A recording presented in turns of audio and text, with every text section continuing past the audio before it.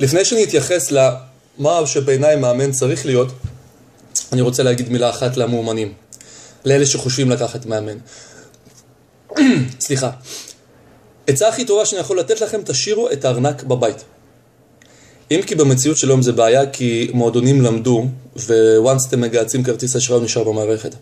אז אין לכם קייס ואין לכם מנוף לחשוב, כי על כל אקט של מחירה, פעם יכולתם להגיד אני צריך לחשוב, כי הכסף גם ככה לא פה, היום אפשר להגיד לכם, שמע, אין בעיה, כרטיס פה כבר במערכת, רק תגיד כן, נחלק לתשלומים, לא משנה מה, נגמר הסיפור.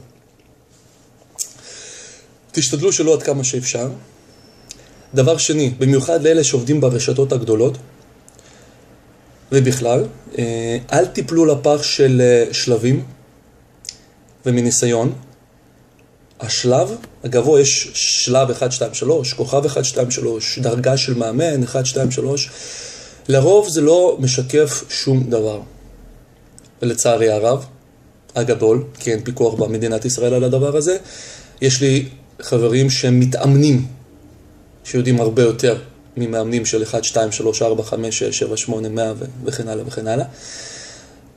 אל תקנו את זה. לרוב הדברים האלה נמדדים לפי כמות המחירות שאותו מאמן יכול לייצר, כמה הלשון שלו ארוכה, וכמה בהתאם הרקטום של המנהל נקי. לא, בסדר?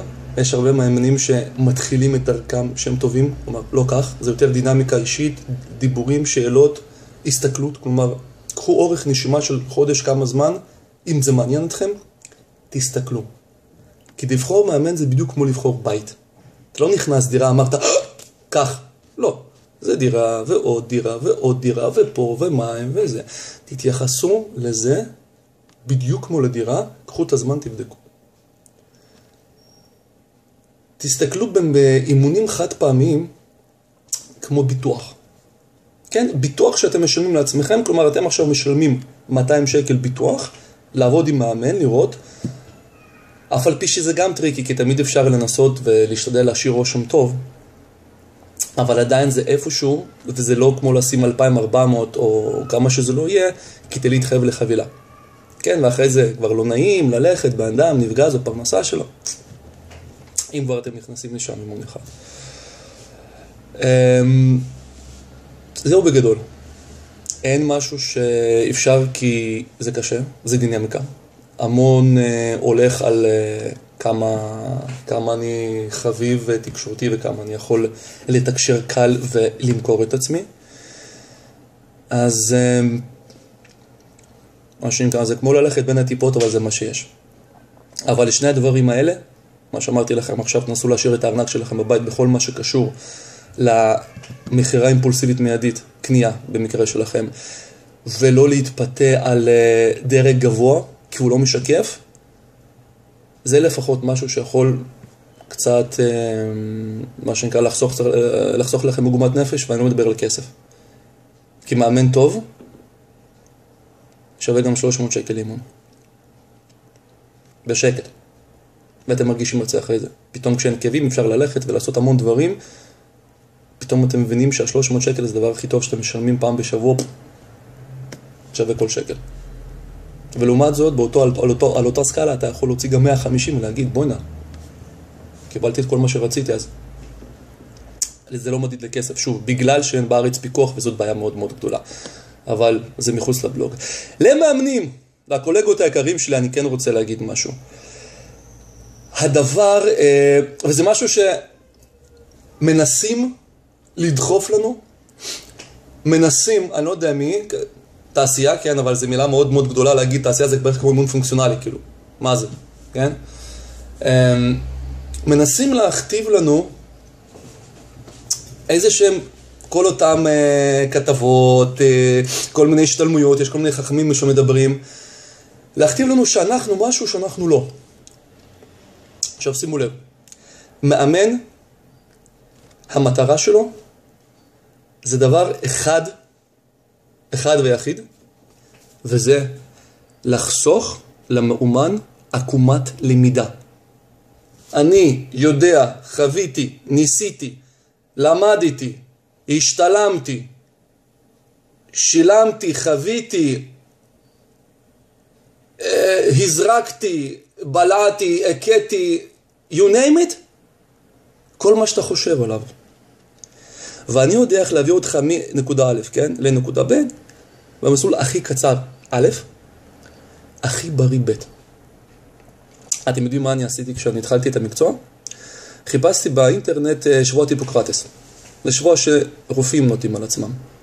וזה מה שקראתי. הדבר הראשון שאמרתי, לא משנה כמה או מה אני אהיה, כי אז באמת לא ידעתי לאן אני אתגלגל במקצוע, לאיזה תחום. אמרתי, הדבר הראשון שאני לא רוצה זה לפגוע. וזה ערך עליון. כי זה גוף של בן אדם וזה חיים שלו. קודם כל לא לפגוע, אחרי זה כל השאר. לגבי מטרות, זה גם טריקי, כי רוב האנשים, בזמן שהם מצהירים שהוא בא בשביל, הוא בא בשביל משהו אחר. עכשיו, כדי להבין זה צריך ניסיון במקצוע, מה לעשות. כי אתה לא רוכש את זה משבוע לשבוע, זה איזושהי דינמיקה שאתה לומד, כל עוד אתה שם. אז מה שאנחנו צריכים לעשות, זה א', כמו שאמרתי, קיצור עקומת למידה, ב', וזה משהו שאני חייב להביא אותו מהיום הראשון שנכנס, זה לדעת לעשות נגזרות מהחוויה שלי לחוויה של מתאמן בהקשר לבניית תוכניות אימון. וזה מה שמחזיר אותי שמאמן חייב להתאמן, ופה אני משתמש במילה חייב להתאמן, לא יכול להיות מאמן תיאורטי.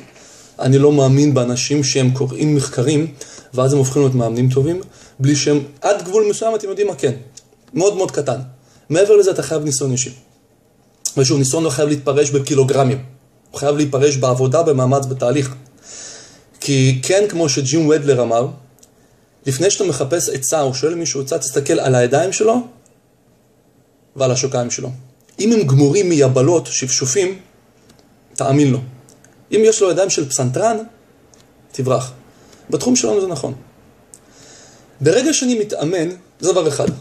ולא משנה כמה אני יכול לעשות ומה אני יכול לעשות, אם אני לא יודע להסתכל על מאומן, ולעשות דרכי, שזה משהו שהוא גם נרכש, נגזרת והתאמה אישית לו, ולהגיד, אוקיי, אם זה מה שעבד בשבילי, לא בכך שזה עבוד בשבילו, כי הוא נראה 1, 2, 3, יש לו פציעות 4, 5, 6, היציבה שלו, או יעילות שלו, במרחב היא 8, 7, 9, 8, 9, 10, אז אני אעשה לו תוכנית של א', ב', ג', שהיא נגזרת מז', ח', ו', לא משנה, אוקיי, הבנו, א', ב', מתמטיקה זה לא אני, נערוך את זה אחרי זה. זה מה שאנחנו צריכים לעשות, שני דברים. חיסכון ועקומה, כאשר כל זה נשאר מתחת לכובע שלא לפגוע לו בבריאות.